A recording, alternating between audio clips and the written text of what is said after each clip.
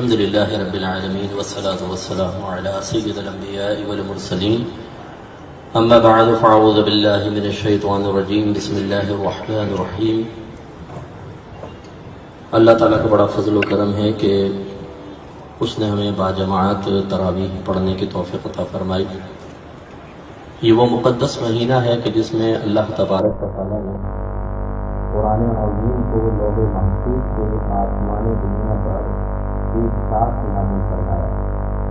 اِنَّا أَنزَلْنَاهُ فِي لَيْلَةِ الْقَدْرِ، بے شک ہم نے اس قرآن کو ليلۃ القدر میں نازل فرمایا۔ یہ بھی اللہ کا بڑا کمال ہے کہ واقعات ابھی بعد میں ہونے والے ہیں اور اللہ تعالیٰ نے قرآن عظیم کو لوح محفوظ سے آسمان دنیا پر ایک ساتھ نازل فرما دی۔ پھر جیسے جیسے مصالح پیدا ہوتے رہے، ضرورتیں پیدا ہوئیں، جیسے جیسے اللہ تعالیٰ کا ارادہ تھا ویسے ویسے قرآن پاک سینہ مصطفیٰ صلی اللہ علیہ وسلم پر نازل ہوتا رہا اور تقریباً 23 سال کی مدت میں اس کی نزول تمام ہے۔ امپورٹنٹ بات اس میں یہ ہے کہ قرآن کی ترتیب دو طرح کی ہے، ایک ترتیب جماعی ہے اور ایک ترتیب نزولی ہے۔ قرآن جب نازل ہوا تو یہ مختلف ترتیب میں تھا، جیسے جیسے ضرورت ہوتی تھی، جیسے جیسے واقعات ہوتے تھے، جب اللہ کا ارادہ تھا کہ حکم نازل فرمائے تو وہ آیات اترتی تھی۔ تو جس موجودہ شکل میں ہمیں قرآن عظیم نظر آتا ہے اس ترتیب سے قرآن نازل نہیں ہوا، لیکن یہ نبی کریم صلی اللہ علیہ وسلم کو حکم تھا کہ آپ قرآن کو مرتب فرمائیں اللہ کی مرضی کے مطابق۔ تو پھر سرکار جب قرآن کی آیت نازل ہوتی تو آپ فرماتے کہ اس آیت کو فلاں سورت کی فلاں آیت کے آگے رکھ دو یا اس کے پیچھے رکھ دو۔ صحابہ کرام اس کو اسی طریقے سے جو تعقیبان وحی سے لکھ دیا کرتے تھے۔ پھر یہ ایک موجودہ شکل میں قرآن پاک آپ کو ہمیں نظر آتا ہے۔ اب جو تراویح میں پڑھا جاتا ہے یہ ترتیب جماعی کے اعتبار سے پڑھتے ہیں، لیکن اسی بات ہے جس سے سرکار نے جمع فرمایا۔ تو ایک مسلمان ہونے کی حیثیت سے ہمیں معلوم ہونا چاہیے کہ اللہ تبارک و تعالیٰ قرآن عظیم میں ہم سے کیا ارشاد فرما رہا ہے۔ تو یہ بہت اچھا موقع ہے کہ ہم تراویح بھی پڑھ لیں اور عربک جو ہمیں بظاہر سمجھ میں نہیں آتی کم از کم پورے قرآن کی دفعہ سماعت کریں، اور جو اس میں اللہ تعالیٰ نے بیان فرمایا یقینی کی بات ہے کہ لفظ لفظ یا پھر تفصیل ممکن نہیں ہے، تو خلاصہ اس کا کہ ہم نے کیا آخر آج پڑھا ہے وہ ہم جانیں۔ تو آج ایک سورت تو پورے 27 دن چلے گی، الحمد شریف یہ تو چلتی رہے گی۔ اس کے بارے میں قول ہے کہ یہ مکی بھی ہے اور مدنی بھی ہے، مدینے میں بھی نازل ہوئی اور مکے میں بھی نازل ہوئی۔ مکی مدنی صورتیں انہیں کہتے ہیں، انہیں اس اعتبار سے کہتے ہیں کہ اس میں مختلف اقوال ہیں، لیکن جو راجح قول ہے وہ یہ ہے کہ ہجرت سے پہلے جو صورتیں یا آیات نازل ہوئی وہ مکی کہلاتی ہیں اور جو ہجرت کے بعد میں وہ مدنی کہلاتی ہیں۔ تو یہ الحمد شریف سب سے پہلے پڑھی جاتی ہے، اس میں اللہ تعالیٰ نے ہمیں دعا کا ایک طریقہ اور ادب بتایا ہے کہ پہلے اللہ تعالیٰ کی ثنا بیان کرو، اس کی تعریف کرو، اس کے احکامات کو مانو اور پھر اپنا مدعا اور مطلب ذکر کرو۔ دوسری صورت سورہ بقرہ ہے، یہ مدنی صورت ہے اور اس میں کل 266 آیات ہیں، 286، جن میں سے آج جو ہے 174 ہم نے پڑھی ہے، سبق کی پارہ تقریباً 174 آیات۔ اس میں اللہ تعالیٰ نے کچھ غیبی اور غیر غیبی خبریں دی ہیں، احکام بھی ہیں، عقائد ہیں، مومن کی شان بھی بیان کی گئی ہے، اس کی علامت بھی ہے۔ اسی طرح منافقین، کفار اور یہود کی مذمتیں ہیں، ان کی کچھ عادات وغیرہ کو بیان کیا، کچھ عیوب بیان کیے گئے ہیں۔ اس کے علاوہ اس میں چیلنج بھی ہے جو اللہ نے دیا ہے۔ پھر کمال قدرت پر غور و تفکر کی دعوت بھی ہے، ادب رسول بھی بیان کیا گیا ہے اور ایک مقام پر زیادہ کی مذمت بھی ہے۔ تو ان سے تھوڑا بس ہم کلام کریں گے کہ خبریں کون کون سی ہیں۔ دیکھیں، پہلی خبر تو اللہ نے دی ہے کہ قرآن میں شک کی کوئی گنجائش نہیں، ذالک الکتاب لا ریب فیہ۔ یہ ہم مسلمانوں کے لیے ایک بہت ہی خوشی کی بات ہے، خوشخبری والی بات ہے کہ اللہ تعالیٰ نے ہمیں ایک ایسی کتاب عطا فرمائی جس میں شک کی کوئی گنجائش نہیں، بے عیب کتاب ہے، کیونکہ من جانب اللہ ہے۔ اس میں وہی شک کرے گا کہ جس کے دل میں کجی ہوگی اور خرابی ہوگی۔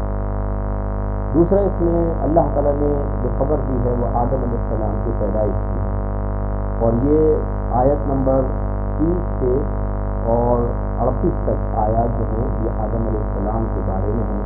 اس میں سب سے پہلے اللہ نے فرشتوں سے مشاورت کی کہ میں خلیفہ پیدا کرنا چاہتا ہوں۔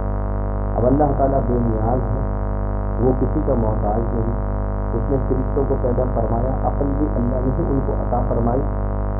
اللہ تعالیٰ افضل ہے، فرشتے مفضول ہیں، اس کے باوجود اللہ تعالیٰ ان سے مشاورت فرما رہا ہے۔ اس سے ہمیں ایک اشارہ ملتا ہے کہ جب ہم کوئی کام کریں تو ضرور کسی سے مشورہ لیں اور اپنے آپ کو بہت زیادہ عقل کل نہ سمجھیں۔ سامنے والا اگر علم میں کم بھی نظر آئے، تقوی میں کم نظر آئے، مقام میں مرتبے میں کم نظر آئے، تب بھی اس سے معلوم کرنے میں کوئی حرج نہیں ہے۔ بعض حضرات ہوتے ہیں جو اپنی ازواج سے مشورہ کرتے ہوئے شرم محسوس کرتے ہیں، بلکہ معروف ہوتا ہے جو عورتوں سے مشورہ نہ لو، عورتیں ہمیشہ غلط مشورہ دیں گی۔ حالانکہ میں آپ کو نبی کریم صلی اللہ علیہ وسلم کے فرمان سناتا ہوں، سرکار فرماتے ہیں کہ ایک عقل مند مرد کی عقل لے جانے والی میں نے عورتوں سے زیادہ کوئی نہیں دیکھی۔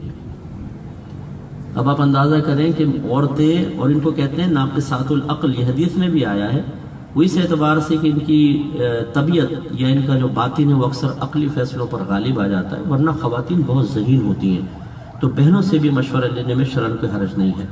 تو اللہ تعالیٰ نے مشورہ لیا، پھر جب فرشتوں نے خدشات کا اظہار کیا کہ وہ زمین پہ جا کے فساد کریں گے، اور یہ اس وجہ سے تھا کہ پہلے اللہ نے زمین پہ جنات کو پیدا کیا تھا اور جنات نے بڑا فساد پیدا کیا، ان کا پھر قتل عام ہوا، فرشتے آئے اور قتل عام ہوا۔ جن کو اللہ نے چھوڑنا تھا، ارادہ الہی یہ تھا وہ بچے، باقی سب مار دیے گئے۔ تو فرشتوں نے ان پر قیاس کر کے کہا کہ پہلے بھی زمین پر جن تھے، انہوں نے تباہی مچائی، انسان پیدا ہوگا یہ بھی ایسا کرے گا۔ اللہ تعالیٰ کا ارادہ کچھ اور تھا، اللہ تعالیٰ جو فرشتوں کو نہیں بتایا گیا تھا کہ انہی میں توالد و تناسل ہوں گے، انبیاء علیہ السلام نکلیں گے، اولیاء اعظام نکلیں گے، اللہ کے نیک بندے پرہیزگار متقی ہوں گے، پھر اللہ تعالیٰ دا ڈے آف ججمنٹ میں حساب و کتاب لے گا اور بہت سو کو جنت میں اور کچھ کو جہنم میں داخل کرے گا۔ تو اسی میں پھر یہ خبر ہے کہ اللہ تعالیٰ نے آدم علیہ السلام کو علم دیا تمام اشیاء کا، اور ان تمام اشیاء کو فرشتوں کے سامنے پیش کر کے چیلنج دیا کہ اس کے ان کے نام بتاؤ، وہ نہ بتا سکے، آدم علیہ السلام نے نام بتائے۔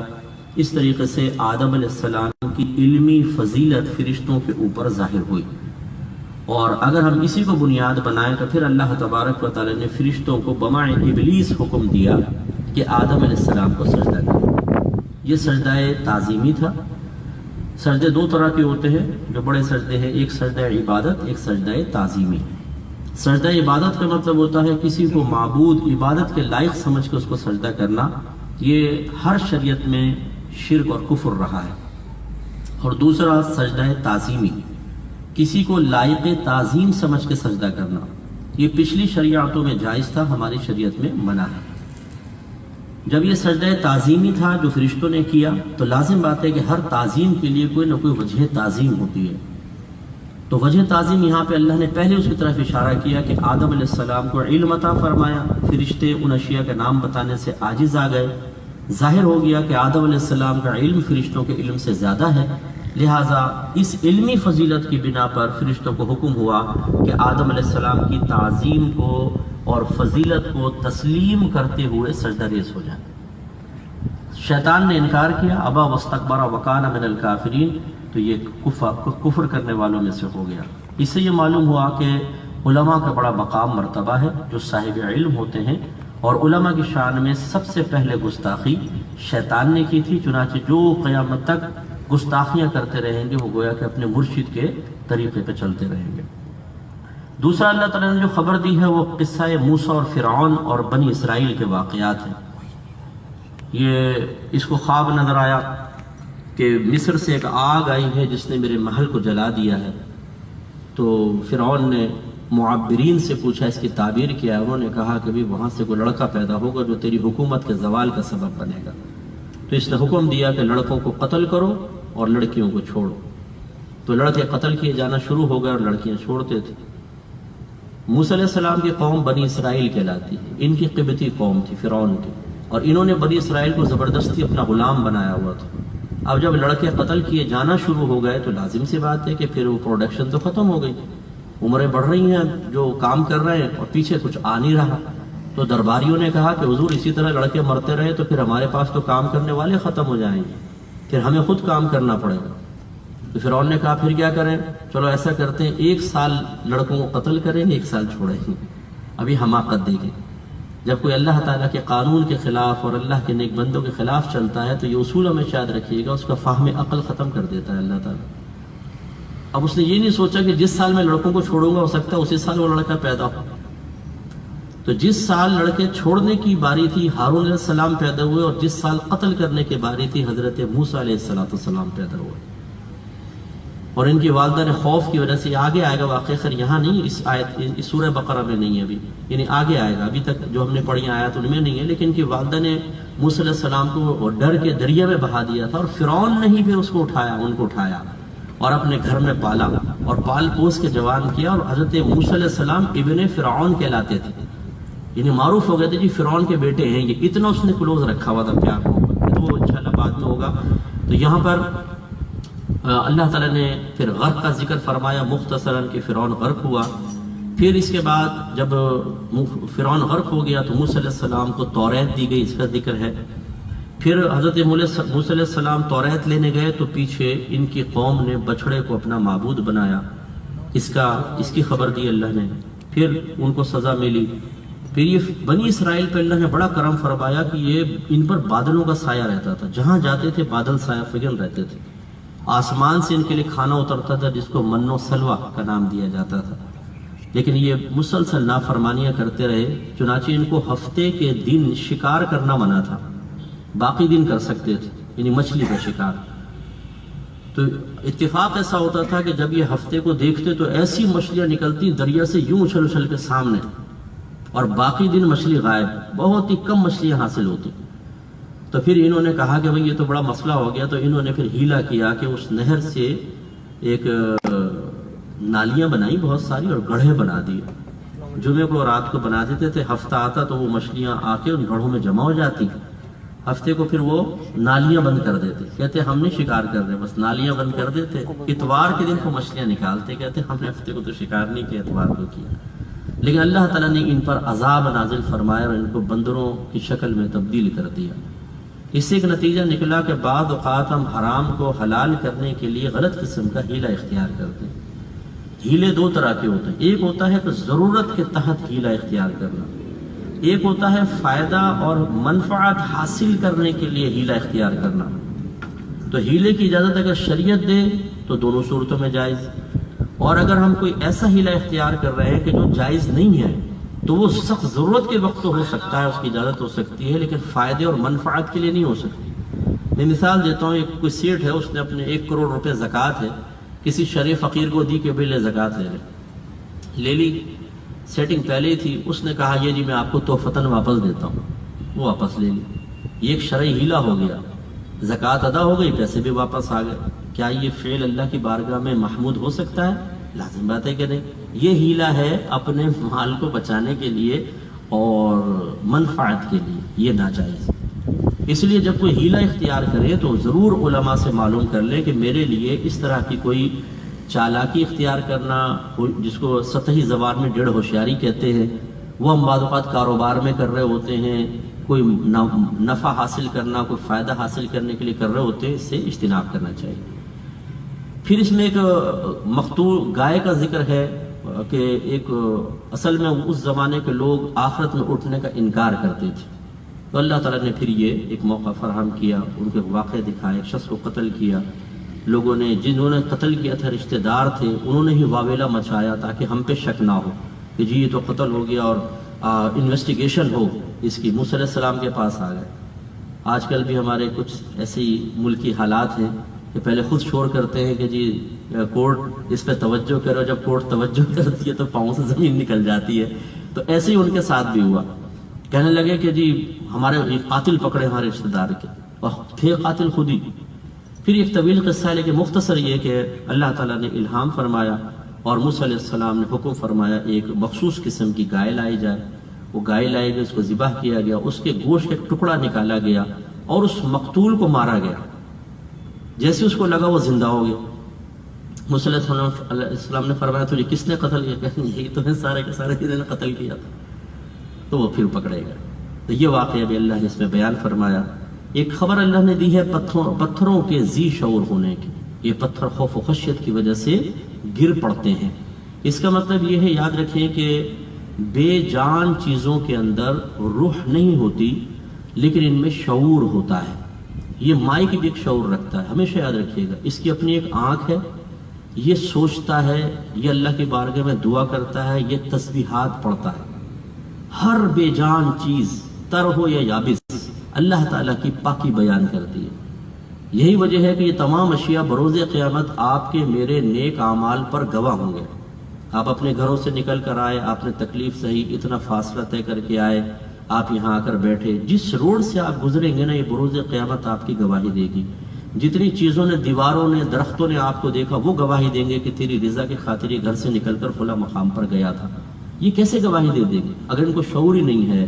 یہ کچھ نہ دیکھ سکتے ہیں نہ یہ کچھ سمجھ سکتے ہیں تو گواہی کیسے دیں گے؟ اس کا مطلب یہ ہے کہ ایک روحانی دنیا ایسی ہے جو آپ کی میری نگاہوں کے سامنے نہیں ہے، اور وہ ہے ایک بڑی عجیب و غریب دنیا جس میں بے جان اشیاء اگرچہ روح نہیں رکھتی لیکن شعور رکھتی ہے. ایک ایک چیز آپ کی، ہم جب ایک تنہا کمرے میں بیٹھے ہوتے ہیں اور ہم کوئی گناہ کر رہے ہوتے ہیں تو اچھی طرح یاد رکھیں کہ اطراف کی دیواریں، ہماری ٹیبل، ہمارا کمپیوٹر، ہماری مختلف چیزیں ہمارے اس گناہوں پر گواہ بن رہے ہوتے ہیں. لیکن یہ ضرور ہے اس امت پر اللہ نے کرم فرمایا کہ حدیث میں ہے کہ اگر کوئی سچی پکی توبہ کر لے تو اللہ تبارک و تعالی جن فرشتوں نے اس شخص کے گناہ لکھے ہوتے ہیں نا، کرامن کاتبین، نامہ اعمال سے بھی گناہ مٹھا دیتا ہے، ان فرشتوں کو بھی بھلا دیتا ہے، اور جتنی چیزیں اس پر گواہ ہوتی ہیں اللہ تعالیٰ کوئی گواہ نہیں چھوڑتا، سب کو بھلا دیتا ہے. یہ اللہ کا کرم. یہ 74 نمبر آیت تھی جس میں یہ مسئلہ تھا. پھر اللہ تعالیٰ نے نسخ کی خبر دی، قرآن کے منسوخ ہونے کی، کہ جب ہم کوئی آیت منسوخ فرما دے یا اسے بھلا دے تو اس سے بہتر یا اسی کی مثل لے آتے ہیں. تو اے سننے والے، کیا تجھے خبر نہیں کہ اللہ تعالیٰ ہر شے پر قدرت رکھتا ہے؟ آیت نمبر 106 ہے. تو اصول ہمیشہ یاد رکھیے گا، نسخ کا مطلب یہ ہوتا ہے کہ بعض اوقات اللہ تبارک و تعالیٰ کوئی حکم ایک مخصوص مدت کے لیے بیان کرتا ہے، پھر ایک اگلی آیت آتی ہے بعد میں اور آیت نازل ہوتی ہے جس میں اس کے مخالف حکم ہوتا ہے. وہ حکم یہ ظاہر کرتا ہے کہ پہلے حکم کی مدت ختم ہو گئی ہے، اب نیا حکم ہے. ایسا نہیں کہ پہلے غلط تھا بعد میں کوئی معاذ اللہ ایسا ہوا، ایسا نہیں. ایک مخصوص مدت تک حکم ہوتا ہے. جیسے شراب ابتدائی اسلام میں حلال تھی، اس کے بعد اللہ تعالیٰ نے حکم فرمایا تو حلت کا حکم منسوخ ہوا اور حرمت کا حکم آ گیا. اور یہ ہمیشہ یاد رکھیے گا کہ آیات دو طرح کی ہوتی ہیں. اگر بنیادی طور پر دیکھیں، بعض وہ جن کا تعلق احکام کے ساتھ ہوتا ہے، بعض وہ جس میں صرف خبر دی گئی ہوتی ہے. نسخ ہمیشہ احکام کی آیت میں ہوتا ہے، خبر والی آیت میں نہیں ہوتا، کیونکہ اگر خبر والی آیت کوئی ہو اس میں منسوخ کر دیا جائے تو جھوٹ ضرور ثابت ہوگا. مثلا میں آپ کو خبر دوں بھائی زید مر گیا، پھر میں دوسرے دن کہوں نہیں زید زندہ ہے، تو لازم سی بات ہے یا تو کل جھوٹ بولا تھا میں نے یا میں نے اب جھوٹ بولا. تو خبر میں کبھی نسخ نہیں ہوتا، احکام میں نسخ ہوتا ہے. یہ ہمیشہ ذہن میں رکھیے گا. اس کے بعد یہ آیت نمبر 111 میں اللہ تبارک و تعالیٰ نے اہل کتاب کے ایمان نہ لانے کی صورت میں جنت سے محرومی کی خبر دی ہے. ارشاد ہوتا ہے اور اہل کتاب نے کہا کہ جنت میں فقط یہودی یا نصرانی ہی داخل ہوں گے. اللہ تعالیٰ فرماتا ہے یہ ان کی باطل خواہشات ہیں. اے حبیب آپ ان سے فرما دیجئے کہ اگر تم سچے ہو تو اس پر اپنی دلیل پیش کرو. یہ خاص میں نے اس لیے ذکر کیا کہ آج کل ہمارے ہاں بلیورز اینڈ نان بلیورز کا بڑا کہ بھئی جنت میں جو نا بلیورز جائیں گے. اب بلیور کون ہے؟ جو اللہ پہ بلیو رکھتے ہیں. وہ کون ہے جی؟ مسلمان بھی ہیں اور اہل کتاب بھی ہیں. یہ ناپاک تقسیم جو ہے یہ اس 15ویں صدی ہجری کے اندر تو ہو سکتی ہے، زمانہ ماضی اس سے بالکل خالی ہے. ہمارے اکابرین کے قائل نہیں. اور یہ آیت نص سری اس بات پر کہ اللہ تعالیٰ نے یہود اور نصارہ کے بارے میں یہ واضح فرما دیا کہ ان کی یہ باطل خواہش ہے کہ ہم جنت میں جائیں گے. اللہ تعالیٰ اس کا مطلب کیا ہے؟ ایمان نہیں لاؤ گے تو جہنم میں جاؤ گے، اور اگر تم کہتے ہو کہ ہم جنت ہیں تو لاؤ اس پر دلیل پیش کرو. یہ ہے چیلنج اللہ تعالیٰ کا، لائیے دلیل پیش کیجئے. تو اچھی طرح یاد رکھیں، یہ بخاری کی روایت بھی ہے، سرکار نے ارشاد فرمایا کہ جو یہودی یا عیسائی جو کچھ میں لے کر آیا اس کے بارے میں سنے اور پھر مجھ پر ایمان لے کر نہ آئے وہ ضرور جہنم میں جائے گا. اس کے بعد آیت نمبر 144 میں اللہ تعالیٰ نے تحویل قبلہ کی خبر دی. یا رسول بے شک ہم آپ کا بار بار آسمان کی طرف چہرہ کرنا دیکھ رہے ہیں، ہم ضرور آپ کو اسی قبلے کے سمت پھیر دیں گے جس کو آپ محبوب رکھتے ہیں، بس آپ اپنا رخ مسجد حرام کی جانب پھیر لیجئے. سرکار جب مدینے میں ہجرت کر کے تشریف لائے تو پہلے بیت المقدس یا بیت المقدس دونوں لفظ درست ہیں، اس کی طرف رخ کر کے نماز پڑھتے تھے جس پر آج کل اسرائیل نے قبضہ کیا ہوا ہے. یہ مسجد سلیمان علیہ السلام نے جنات سے بنوائی تھی، اس کا اکثر حصہ. یہ ہمارا قبلہ اول تھا. تو یہود تانے دیتے تھے کہ تم لوگ یہ کہتے ہو کہ تمہارا نیا دین ہے، تمہاری نئی کتاب ہے، اور تم ہمارے قبلے کی پیروی کر رہے ہو. حالانکہ قبلہ یہود کو تو نہیں تھا، وہ تو اللہ کا قبلہ تھا، لیکن اس پہ تانا زنی کرتے تھے. تو میرے آقا کو اس سے بڑی تکلیف پہنچتی تھی اور آپ بار بار آسمان کی طرف نگاہ اٹھاتے تھے کہ اللہ کی طرف سے تحویل قبلہ کا حکم نازل ہو جائے، اور پھر یہ حکم نازل ہوا. ایک اللہ نے اس میں خبر دی کہ شہید زندہ ہوتے ہیں. آیت نمبر 154 ہے، اور جو اللہ کی راہ میں شہید کیے گئے انہیں مردہ نہ کہو بلکہ وہ زندہ ہیں، لیکن تم اس کا شعور نہیں رکھتے. ایک شخص شہید ہو جائے، آپ 50 سال بعد اس کی قبر کھودیں، وہ اندر مردہ ہی پڑا ہوگا. اگر اللہ جسم محفوظ فرمائے تو یہ اس کی الگ شان ہے. تو پھر زندگی کیسی ہے؟ یہ کیسی زندگی ہے؟ کیا اس کا مطلب یہ ہے جو اللہ فرما رہا ہے شہید زندہ ہے کہ وہ اٹھ کے چلتے ہیں پھرتے ہیں؟ لیکن ایسا نہیں ہے. لیکن ان کی ایک زندگی ہوتی ہے. اچھا، عام آدمی بھی جب مرتا ہے، منکر نکیر آتے اس پہ روح لوٹائی جاتی ہے، وہ بیٹھتا ہے سوال جواب کرتا ہے، تو اس میں بھی تو پھر زندگی ڈالی جاتی ہے. اس کا مطلب ہے ابھی اللہ کے رازوں میں سے ایک راز ہے کہ مرنے کے بعد ہر شخص ایک تو زندہ کیا جائے گا، پھر اس کے بعد اس کو لٹا دیا جاتا ہے، لیکن اس کی روح کا تعلق اس کے جسم کے ساتھ رہتا ہے، تبھی عذاب اور ثواب یا نعمتوں کا اثر وہ محسوس کرتا ہے. تو پھر یہ شہیدوں کی زندگی خاص کیوں بیان فرمائی؟ اس کا مطلب یہ ہوا کہ یہ تو شہید ہونے کے بعد ہی پتہ چلے گا کہ وہ زندگی کیسی ہے، کیونکہ اس کا شعور ہم حاصل نہیں کر سکتے. لیکن یہاں ایک اصول یاد رکھیے گا کہ جب نچلے درجے والوں کے لیے کوئی انعام ذکر کر دیا جائے تو اوپر والوں کے لیے بدرجہ اعلیٰ وہ حکم ثابت ہوگا، چاہے انعام ہو یا حکم ہو. ٹھیک ہے. مثال کے طور پر اسی سے ہمارے علماء نے دلیل قائم کی ہے کہ جب شہید اللہ کی بارگاہ میں لڑتا ہوا مارا جائے وہ زندہ ہے تو علماء شہید سے افضل ہوتے ہیں. اس کا مطلب ہے ان کو بدرجہ اولا اللہ تعالیٰ حیات طیبہ عطا فرمائے گا.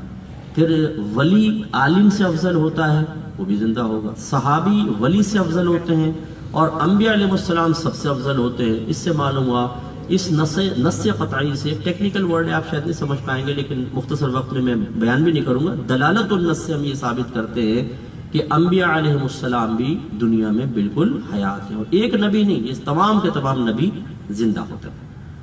اس کے بعد اللہ تعالیٰ نے 157 نمبر آیت میں ایک آزمائش کی خبر دی ہے. ہماری بہنیں بھی تشریف فرمائے، وہ خاص طور پہ اس کو سماعت فرمائے. اللہ تعالیٰ فرماتا ہے، اور ضرور ہم تمہیں دشمنوں کے خوف، بھوک، مالوں، جانوں اور پھلوں کی کمی سے آزمائیں گے، اور اے رسول صابرین کو جنت کی خوشخبری سنائیے.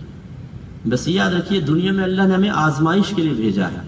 ہم بعض اوقات دنیا کو جنت بنانے کے چکر میں ہوتے ہیں. جنت میں کیا ہوگا؟ نہ تکلیف، نہ پریشانی، نہ غم، نہ موت، نہ بیماری، نہ بڑھاپا.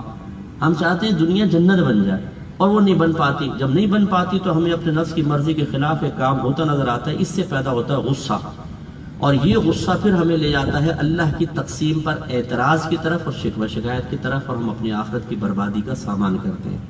اس لیے یاد رکھیں کہ یہ سمجھ لیں ایگزامینیشن ہال میں اگر آپ بیٹھ جائیں اور آپ کے سامنے پیپر رکھا جائے تو کبھی بھی ایسا نہیں ہوگا کہ پیپر پھاڑ کے آپ پھینک دیں، یہ کیا مشکل پیپر دے دیے، میری مرضی کے مطابق دو. ایسا تو کبھی نہیں ہو سکتا. جو آتا ہے وہ حل کرو، جو نہیں آتا فیل ہو جاؤ، کرنا ہی پڑے گا. اسی طریقے سے دنیا میں اللہ نے بھیجا ہے. میری الگ آزمائش ہوگی، آپ کی الگ ہوگی. ہم بعض اوقات جب آزمائش میں مبتلا ہوتے ہیں تو سمجھتے ہیں سارے سکھی ہیں، میں دکھی ہوں. اب اگر مجھے بیماری اور میں آپ کے سامنے مسکرا رہا ہوں اور اپنی بیماری نہیں بتا رہا تو اس کا مطلب یہ تو نہیں کہ مجھ میں کوئی بیماری نہیں ہے. اور آپ مجھے مسکراتا دیکھ کر کہیں یار مفتی صاحب کو تو دیکھو نا اللہ نے نہ کوئی بیماری دی ہے نہ کوئی پریشانی ہے. ارے بھائی تو آپ کو کیا پتہ میری پریشانی ہے کہ نہیں ہے. یہ بھی ہماری ایک میجر مسٹیک ہوتی ہے کہ جب ہماری خواتین کسی شادی بیاہ میں خاص طور پہ جاتی ہیں، وہاں عورتیں ہنس رہی ہیں، باتیں کر رہی ہیں، زیور پہنے ہوئے، نئے نئے کپڑے، اب وہ سوچتی ہیں کہ دیکھو ساری مصیبتیں میرے گھر پر ہی آ گئی ہیں. اللہ نے یہ شوہر میرے قسمت میں لکھا تھا، اللہ تعالیٰ اٹھا لے اس کو، اسی کو اٹھا لے، مجھے نہیں، اسی کو اٹھا. او بھائی شور شرابہ، تو یہ غلط چیز ہوتی ہے۔ اللہ نے نعمتیں عطا فرمائی ہیں، کسی کو کچھ کسی کو کچھ، اللہ نے بعضوں کو نعمتوں کی کمی میں مبتلا کیا ہے، کسی کو کچھ اور کسی کو کچھ۔ کمال انسانی یہ ہے کہ وہ اللہ کی رضا پر راضی رہے۔ کچھ احکام اللہ نے نازل فرمائے جو بس میں تیزی سے آپ کو پڑھوں گا۔ سورہ 21 نمبر آیت میں فرمایا اے لوگو اپنے رب کی عبادت کرو۔ 22 میں فرمایا جان بوجھ کر اللہ کے ساتھ کسی کو شریک نہ ٹھہراؤ۔ 42ویں آیت میں ہے کہ تم حق کو باطل کے ساتھ نہ ملاؤ اور نہ ہی جان بوجھ کر حق چھپاؤ۔ ویسے تو یہ بنی اسرائیل کے بارے میں ہے، لیکن ایک اصول یہاں پر یاد رکھیے گا، بعض اوقات آیات کا نزول خاص ہوتا ہے، یعنی خاص شخص کے لیے، خاص قبیلے کے لیے، خاص قوم کے لیے آیات نازل ہوتی ہیں، لیکن اس کا حکم عام ہوتا ہے، یعنی قیامت تک کے مسلمانوں کے لیے، قیامت تک کے انسانوں کے لیے ہوگا۔ یہ بھی ایسی ہے، ویسے آیت بنی اسرائیل کے لیے، لیکن حکم عام ہے۔ وہ کیا ہے؟ نمبر 1، حق کو باطل کے ساتھ نہ ملاؤ۔ بعض اوقات ہم خاندانی جھگڑوں میں اپنے دوست ہوتے ہیں، کوئی بزنس پارٹنر ہوتا ہے، وہ ناحق ہوتا ہے، لیکن ہم اس کا ساتھ اس لیے دیتے ہیں مروت پہ، جی میرا دوست ہے، یہ میرا رشتہ دار ہے، یہ بزنس پارٹنر، یہ محلے والا ہے، یہ بلڈنگ میں رہتا ہے، اور ہم مکس کر دیتے ہیں پھر حق اور باطل کو سامنے والے کو شکست دینے کے لیے اور اس کی فیور میں۔ یہ غلط ہے۔ اسی طرح حکم فرمایا حق کو نہ چھپاؤ۔ جب آپ پہ حق منکشف ہو گیا ہے تو اس کو ظاہر کرنا چاہیے۔ ہاں، اگر فتنے میں مبتلا ہونے کا اندیشہ ہو، جان کا خطرہ ہے، مال کا خطرہ ہے، دشمنی بن جائے گی، تو پھر خاموشی۔ تو خاموشی ہے، سب سے افضل کیا ہے؟ اقرار حق کا، چاہے کوئی برا مانے۔ نمبر 2، اگر صحیح مصلحت ہے تو خاموشی۔ لیکن تیسری چیز کی اجازت نہیں ہے کہ آپ باطل کا ساتھ دے کر اور کسی بیچارے مظلوم کے اوپر ظلم کا مرتکب ہو جائیں، یہ غلط ہوگا۔ 43ویں آیت میں ہے نماز قائم کرو، زکوٰۃ ادا کرو، رکوع کرنے والوں کے ساتھ رکوع کرو۔ 44ویں آیت میں کیا تم لوگوں کو نیکی کا حکم دیتے اور اپنے آپ کو بھول جاتے ہو، حالانکہ تم کتاب پڑھتے ہو، تو کیا تمہیں عقل نہیں ہے؟ اس کا مطلب یہ جب ہم تبلیغ دین کریں تو خود بھی عمل پیرا ہو، ٹھیک ہے نا؟ یہ غلط ہوتا ہے کہ ہم اپنے آپ کو بالکل فراموش کر دیں، دوسروں کو نصیحت کرتے رہیں۔ لیکن یہ بھی غلط ہوتا ہے کہ یہ سوچ کر رک جانا کہ یار پہلے میں نیک بن جاؤں پھر نیکی کا حکم کروں گا، پہلے برائی سے بچ جاؤں پھر برائی سے روکوں گا، یہ بھی نہیں ہے۔ صحابہ کرام نے پوچھا رسول اللہ کہ ہم اس وقت نیکی کا حکم کریں جب خود مکمل طور پہ نیک بن جائے، اور کیا ہم اس وقت برائی سے روکیں جب خود مکمل طور پہ برائی سے بچ جائے؟ سرکار نے فرمایا کہ نہیں، تم نیکی کا حکم کرو چاہے خود نیک نہ بن سکو، اور تم برائی سے روکو چاہے خود برائی سے نہ بچ سکو۔ معلوم ہوا کہ حد اعتدال یا صحیح راستہ یہ ہے کہ اگر میں بے عمل ہوں، مجھے تبلیغ کرنی چاہیے، لیکن اپنے آپ کو فراموش نہیں کرنا چاہیے، مجھے اپنی اصلاح کی کوشش کرتے رہنا چاہیے۔ پھر اس کے بعد 45ویں آیت میں ہے اور صبر نماز سے مدد طلب کرو۔ 114 نمبر آیت میں اللہ نے فرمایا اور اس سے بڑھ کر ظالم کون ہے جو اللہ کی مساجد میں ذکر الہی کو منع کرے اور ان کی ویرانی کے لیے کوشش کرے۔ ان لوگوں کے لیے تو فقط یہی مناسب تھا کہ مساجد میں ڈرتے ہوئے داخل ہوں، ان کے لیے دنیا میں رسوائی اور آخرت میں عذاب عظیم ہے۔ اس آیت سے ایک حکم یہ ثابت ہوا کہ مساجد کی ویرانی کے لیے کوشش کرنا غلط ہے۔ اب اس میں سب سے پہلے ہوں گے کمیٹی کے ارکان، کہ وہ اگر ایسا ایک ماحول بنا دیتے ہیں، غلط قسم کے امام کو کھڑا کر دیتے ہیں، لوگوں پہ چیختے ہیں، چلاتے ہیں، اور اس کی وجہ سے لوگ نمازی دوسری مسجدوں میں چلے جاتے ہیں، یہ ویران کرنے والے کہلائیں گے۔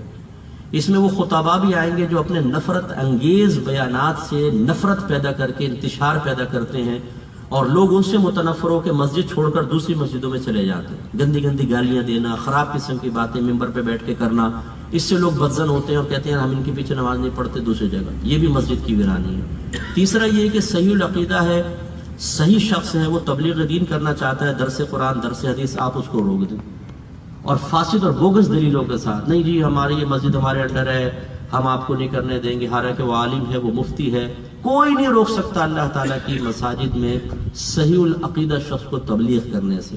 اب اگر وہ بغیر کسی مصلحت کو روکیں تو پھر وہ مسجد کو ویران کرنے والے ہی کہلائیں گے۔ اور اس میں یہ بھی آ جائے گا کہ ایسی حیت کے ساتھ آنا کہ لوگ نفرت کر کے مسجد چھوڑ کے چلے جائیں۔ اسی لیے اعلیٰ حضرت نے فرمایا کہ کسی پوچھا گیا کہ کوئی بہت ہی گندے کپڑے پہن کر وہ آ کے مسجد میں کھڑا ہو جاتا ہے، تو فرمایا واجب ہے کہ اس کو مسجد سے دور کیا جائے۔ سوال کیونکہ یہی تھا کہ لوگ اس کی سے نفرت کر کے نا مسجد چھوڑ جاتے ہیں۔ تو یہ بھی مسجد میں ویرانی پیدا کرنے والی بات ہے، اسی لیے لہسن اور پیاز کھا کر مسجد میں جانے سے منع کیا گیا ہے۔ 153 میں فرمایا ایمان والو نماز اور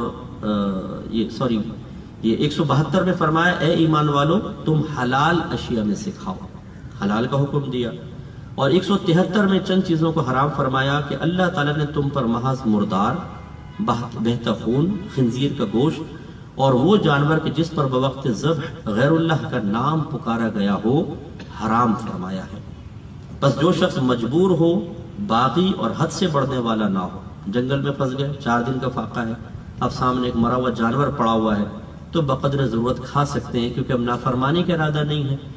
اور حد سے نہ بڑھو کا مطلب یہ ہے کہ یہ نہیں کہ 2 بوٹی کھا کے جان بچا سکتے ہیں، تو آپ نے کہا تو مل ہی گیا، کھانا ہی ہے تو چلو پوری دیگی بنا لو، اچھا ادھر پیٹ بھر کے کھا لیں گے، یہ نہیں کر سکتے۔ اور اللہ تعالیٰ فرماتا ہے تو اس پر ان چیزوں کے بقدر ضرورت استعمال میں کوئی گناہ نہیں، بے شک اللہ تعالیٰ بہت بخشنے والا مہربان ہے۔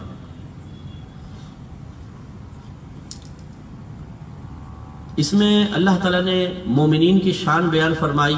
شروع آیات میں غیب پر ایمان رکھتے ہیں، نماز قائم کرتے ہیں، عطا کردہ میں سے خرچ کرتے ہیں، قرآن اور دیگر کتب پر ایمان رکھتے ہیں، آخرت کا یقین رکھتے ہیں، یؤمنون بالغیب، ہے نا وہ پوری آیت۔ تو یہ کچھ صفات اللہ نے ذکر فرمائی، آپ کو مجھے اپنے اندر ان صفات کو پیدا کرنا چاہیے، اگر نہیں ہے تو غیب پر ایمان رکھیں، نماز قائم کریں، اللہ کے عطا کردہ میں سے اس کی بارگاہ میں خرچ کریں۔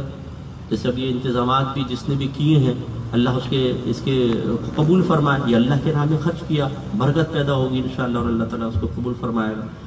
قرآن اور دیگر کتب پر ایمان، آخرت کے یقین۔ پھر اللہ تعالیٰ نے یہ 3 اور 4 آیت تھی، اور 5ویں میں اللہ نے ان کی ہدایت اور کامیابی کی بشارت۔ ان 7 نمبر آیت میں اللہ تعالیٰ نے کفار کی مذمت بیان فرمائی، کچھ علامات۔ بے شک وہ جو کافر ہوئے ان کے حق میں برابر ہے کہ آپ انہیں ڈرائیں یا نہ ڈرائیں، وہ ایمان نہیں لائیں گے۔ اللہ نے ان کے قلوب اور کانوں پر مہر لگا دی ہے، ان کی آنکھوں پر پردہ ہے اور ان کے لیے عذاب عظیم ہے۔ نبی کریم شروع میں تبلیغ فرماتے رہے پوری محنت کے ساتھ، لیکن مسلسل ابو جہل، ابو لہب وغیرہ کی طرف سے مایوسیاں دی جاتی رہیں، حتیٰ کہ اللہ تعالیٰ نے پھر حکم فرمایا بھی ان کو اب چھوڑ دیں، پھر ان کے بارے میں آیا۔ اس کا مطلب ہوا، اس سے علماء نے فرمایا کہ حق ہمارے سامنے کوئی بیان کرے، نصیحت بیان کرے تو اس کو رد کر دینا، اس کو قبول نہ کرنا، یہ ایک علامت کفار ہے، کافروں کی علامت ہے۔ یعنی ہم کافر نہیں ہو جائیں گے، لیکن انہی کی ایک عادت گویا کہ ہم نے اپنا لی ہے کہ آخر میں پھر اللہ تعالیٰ نے ان کے کانوں پر اور قلوب پر مہر لگائے، دلوں پر مہر لگائے۔ تو آپ یہ دیکھیں گے بہت ساروں کو آپ نماز کا کہیں گے، روزے کا کہیں گے، قرآن پاک کی تلاوت کا کہیں گے، رمضان کے اندر بھی آپ دیکھیں گے گٹکا یہاں رکھا ہے، گٹکا یہاں رکھا ہے، رمضان میں شراب، رمضان میں زنا، رمضان میں بدنگاہی۔ جس کا دل رمضان کی برکات کو دیکھنے کے باوجود موم نہ ہو تو اس کے بارے میں ہم یہ گمان کر سکتے ہیں کہ ایسا تو نہیں کہ اللہ نے اس کے دل پہ مہر ہی لگا دی ہو۔ اس سے ہمیں ڈرنا چاہیے، کیونکہ اس کے بعد پھر ایمان کا زوال ہوتا ہے، بس اگلا سٹیج ایمان کی بربادی۔ اللہ تعالی ہم سب کو اس سے محفوظ فرمائے۔ اور 39 نمبر آیت میں اللہ نے فرمایا، اور جن لوگوں نے کفر اختیار کیا اور ہماری آیات کو جھٹلایا وہ دوزخی ہیں، اس میں ہمیشہ رہیں گے۔ یہ کفار کی مذمت ہے۔ میں ہمیشہ عرض کرتا ہوں، اللہ نے آپ کو مسلمان بنایا، اللہ نے آپ کو اپنے حبیب کی امت میں پیدا فرمایا اور اپنے حبیب سے محبت کرنے والا بنایا۔ ان 3 نعمتوں کا ہمیشہ اپنی دعا میں شکر ادا کیا کریں۔ اللہ تعالیٰ چاہتا تو آپ کو مجھے کسی عیسائی، یہودی، مجوسی، ہندو کے گھر میں پیدا کرتا، آپ اور میں کیا بگاڑ دیتے بتائیے؟ وہ اللہ کا عدل ہوتا نا۔ لیکن یہ اللہ کا فضل ہوا کہ آپ کی میری آنکھ کھلی تو مسلمان گھرانے میں تھے، اور اللہ تعالیٰ استقامت دے تو انشاءاللہ اسی کی بنیاد پر ہمیشہ کے لیے جنت میں جائیں گے۔ بتائیے آپ کا میرا کیا کمال ہوا؟ ایک بچہ ہندو کے گھر میں پیدا ہوا، سارا زندگی ہندو رہا، ہندو ہی مر گیا، وہ دوزخی ہوگا، ہمیشہ جہنم میں رہے گا۔ اس کا کیا قصور؟ جواب یہ ہوگا کہ یہ نہیں کہ اس کا کوئی قصور، کوئی ہمارا کمال، وہ اللہ کا عدل ہے اور یہ اللہ کا فضل ہے۔ اس پر اللہ کا شکر ادا کیا کریں۔ اور ہماری وہ بہنیں جو چھوٹی چھوٹی نعمتوں کی کمی پر شوہر سے شکوہ کرتی ہیں، پڑوسوں سے شکوہ کرتی ہیں، ان سے میری گزارش ہے تھوڑی دیر کے لیے نعمتوں پہ غور کریں۔ اگر اللہ تعالیٰ آپ کو برطانیہ کی ملکہ بنا دیتا ہے، صاحب برطانیہ کی ملکہ، اور سر پہ تاج ہوتا، پورا میڈیا ورلڈ کا آپ کو کوریج دے رہا ہوتا، فائدہ کیا ہوتا؟ آخر میں آپ ہمیشہ کے لیے جہنم میں جا رہی ہوتی. ابھی اگر نعمتوں کی کمی ہے تو دولت اسلام تو ہے نا, انشاءاللہ اس کے بلبوتے پہ اللہ تعالی ہمیں جنت میں اعلیٰ مقام عطا فرمائے گا. پھر اللہ تعالیٰ نے منافقین کی کچھ علامات بیان فرمائی. ان کا ظاہر و باطن مختلف. 8 نمبر آیت اگر آپ پڑھیں, ظاہر و باطن ان کا مختلف ہے. لوگوں میں سے بعض وہ ہیں, جیسے اللہ نے فرمایا لوگوں میں سے بعض وہ ہیں, یعنی منافقین جو کہتے ہیں کہ ہم اللہ تعالیٰ اور اخروی دن پر ایمان لے آئے, حالانکہ وہ ایمان لانے والے نہیں ہیں. ظاہر و باطن کا مختلف ہونا 2 طرح کا ہوتا ہے. ایک حکمت کے تحت ہوتا ہے اور ایک دھوکہ دہی کے لیے ہوتا ہے. جو حکمت کے لیے ہو وہ محمود ہے, ٹھیک ہے نا. مثال کے طور پر آپ ظاہری طور پہ عام سے آدمی ہیں, لیکن باطن میں یعنی پوشیدہ اعتبار سے یا تنہائی کے اعتبار سے متقی پرہیزگار ہیں, تہجد گزار ہیں بہت زیادہ, اور آپ اس حالت کو چھپاتے ہیں, ظاہر نہیں کرتے لوگوں کے سامنے, یعنی تکبر آئے گا, ریاکاری آئے گی. یہ کیا حکمت ہے, یہ کوئی برا, اس کو منافقت نہیں کہتے. اسی طریقے سے اگر کسی میں کوئی عیب ہے, گناہ کرتا ہے وہ, لیکن لوگوں کے سامنے وہ اس گناہ کو ظاہر نہیں کرتا کیونکہ چھپانے کا حکم ہے, لیکن وہ اس اپنے آپ کو یہ بھی نہیں کہ میرے صرف ظاہر سے مجھے عزت دی جائے اور گناہ کرتا چلا جا رہا ہے. گناہ ہو رہے ہیں بتقاضۂ بشریت, لیکن چھپاتا ہے, تو یہ بھی کوئی نفاق نہیں بلکہ یہ تو حکمت ہے, اللہ کے حکم پر عمل پیرا ہو رہا ہے نا.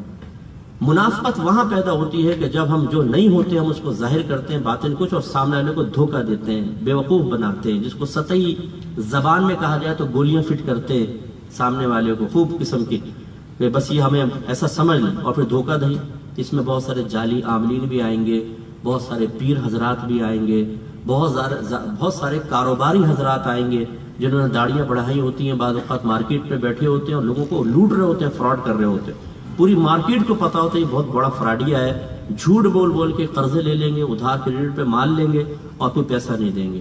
تو یہ نفاق کے اندر شامل ہوتا ہے. اسی طریقے سے یہ فساد ایمانیات میں دھوکہ دیتے.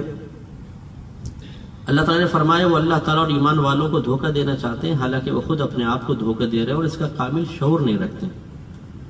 ایک فرمایا ان کا یہ بڑوں کو برا کہتے ہیں. آیت میں ہے کہ جب ان سے کہا جائے کہ تم بھی اصحاب رسول کی مثل ایمان لے آؤ تو کہتے ہیں کیا ہم ان بے وقوفوں کی طرح ایمان لے آئیں. معاذ اللہ, خبردار, بے شک یہی بے وقوف ہیں لیکن اس کا علم نہیں رکھتے. آیت نمبر 13.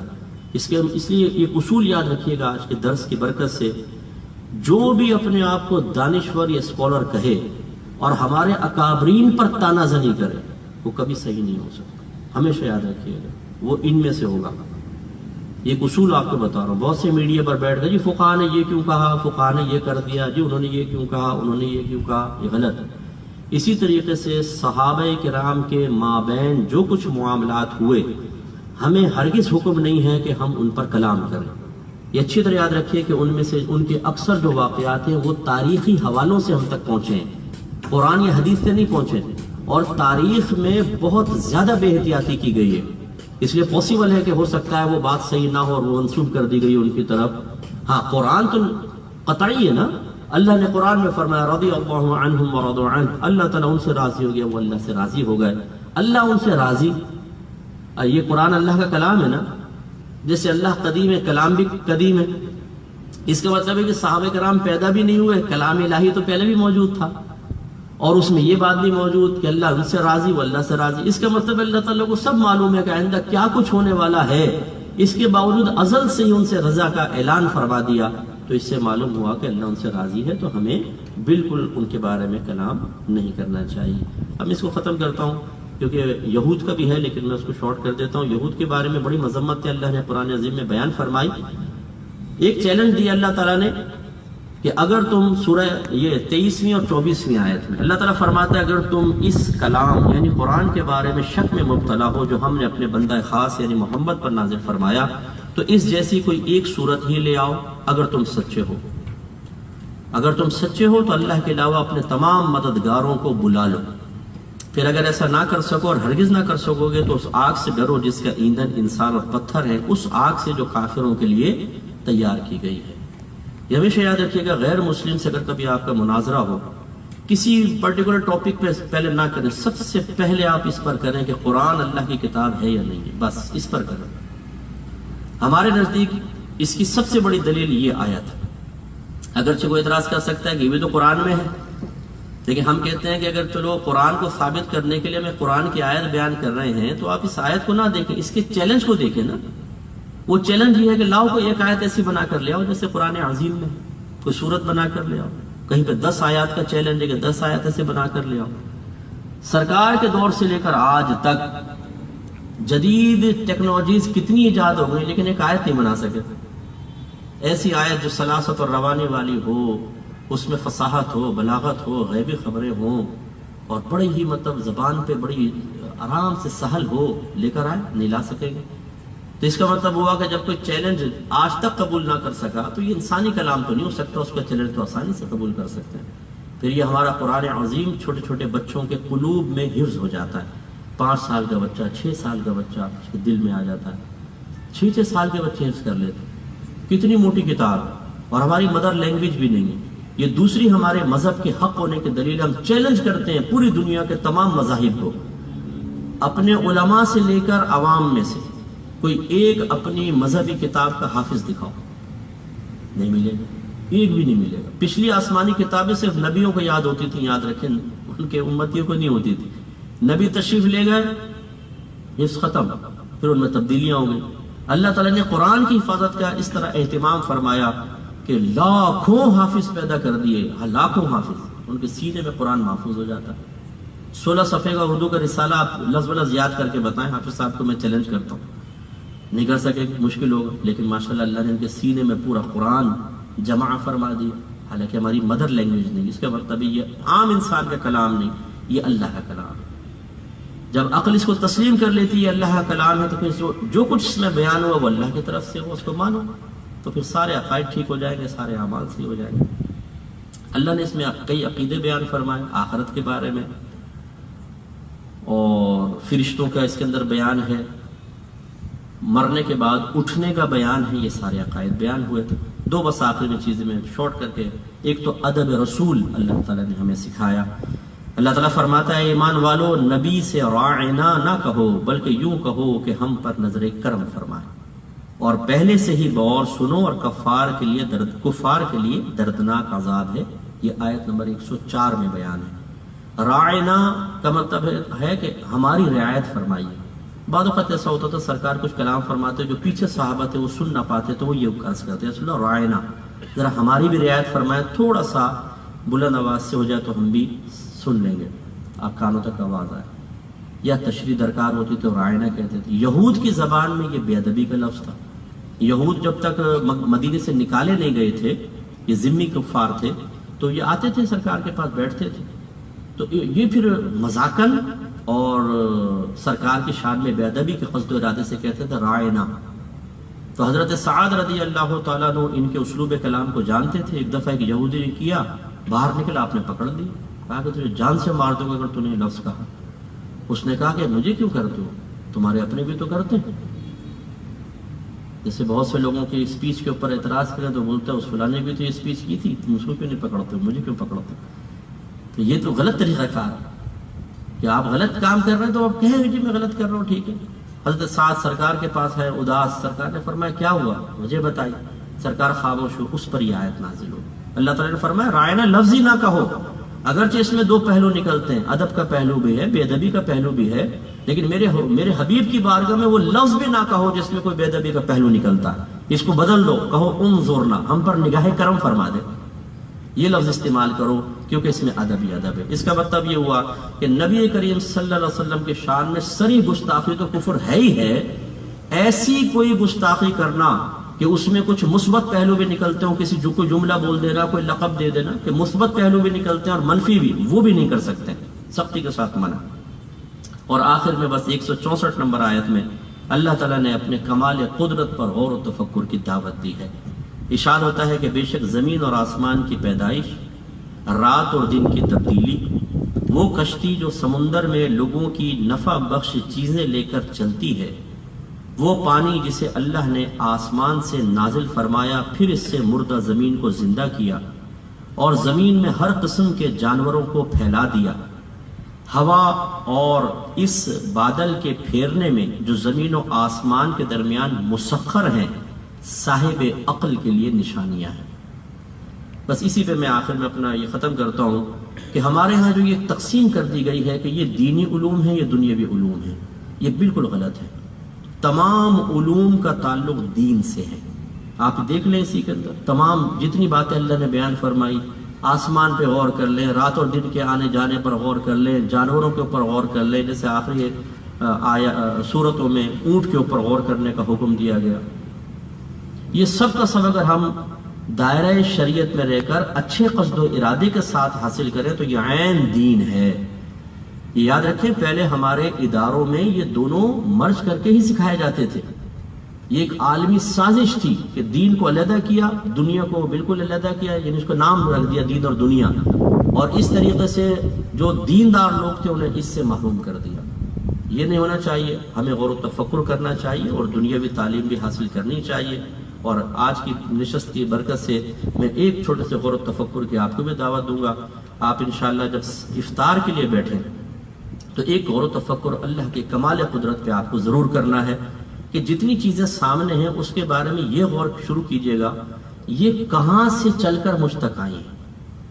تربوز کس کھیت میں لگا ہوا تھا، خربوزہ کس کھیت میں تھا، آم کس کھیت میں تھا، کھجور کس جگہ سے آئی ہے، بریانی اگر پڑی ہے تو چاول کہاں سے چلے ہوں گے، مرچیں، گرم مسالہ، پانی، نمک، اور اس میں جو مظلوم مرغی وہ یہ کہاں سے چلی تھی۔ جتنی چیزیں غور کریں کہاں سے آئی ہوں گی۔ اگر ایک کھیت میں آپ کو کھڑا کر دیا جائے، اس میں بہت سارے تربوز لگے ہوں، آپ سے کہا جائے بتاؤ اس میں سے کس تربوز کا کون سا حصہ تمہارے پیٹ میں جائے گا، بتا سکتے ہیں؟ نہیں، اللہ کو معلوم ہے۔ وہ کہاں سے تربوز چلتا ہے، ٹرکوں میں لگتا ہے، منڈی میں آیا، ٹھیلے پہ پہنچا، آپ خرید کے لائے، گھر والوں نے کاٹا، اس کا ایک پیس آپ کے پیٹ میں پہنچا۔ اللہ تعالیٰ نے کہاں تربوز رکھا ہوا تھا، کہاں آپ تک پہنچا۔ جب اس غور و تفکر کے ساتھ ہم کھاتے ہیں تو پھر برکت پیدا ہوتی ہے، نور پیدا ہوتا ہے۔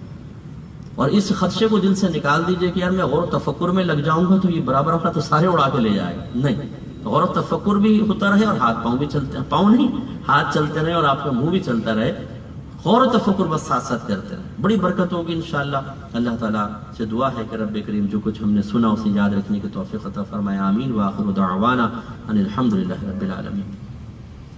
بسم اللہ الرحمن الرحیم، الحمدللہ رب العالمین والصلاة والسلام علی سید الانبیاء والمرسلین۔ یا ارحم الراحمین، ہم سب کا تیری بارگاہ میں حاضر ہونا قبول و منظور فرما لے۔ اے اللہ تیرے یہ بندے، تیری یہ بندیاں تیرے قرآن کی محبت میں، تیرا دین سیکھنے کی محبت میں اپنے گھر سے نکلے، اللہ تعالیٰ ان کو ہر قدم پر جنت کے بے شمار درجات عطا فرما، ان کی بخشش و مغفرت فرما، ان کے کاروبار میں برکت عطا فرما، ان کے علم میں، عمر میں، روحانی قوتوں میں، درجات میں، رزق حلال میں، عمل میں، کردار میں بے حد برکتیں دے دے۔ انہیں حاسدوں کے حسد، شریروں کے شر، دشمنوں کی دشمنی، ناگہانی آفات، جادو ٹونے، آصیب، نظر بد سے محفوظ فرما۔ اے اللہ تعالیٰ ان کو درجات کی بلندی عطا فرما۔ جن گھروں میں لڑائی جھگڑے، فتنہ فساد، پیار محبت، الفت، اتحاد و اتفاق عطا فرما دے۔ اے مالک مولا، جس طرح ہم آج یہاں جمع ہوئے جنت الفردوس میں اپنے حبیب کریم صلی اللہ علیہ وسلم کے مبارک قدموں میں اسی طرح جمع ہونے کی توفیق عطا فرمانا۔ صلی اللہ تعالی علی خیر خلقہ و نور عرشہ سیدنا و مولانا محمد وعلی آلہ و صحبہ اجمعین برحمتک یا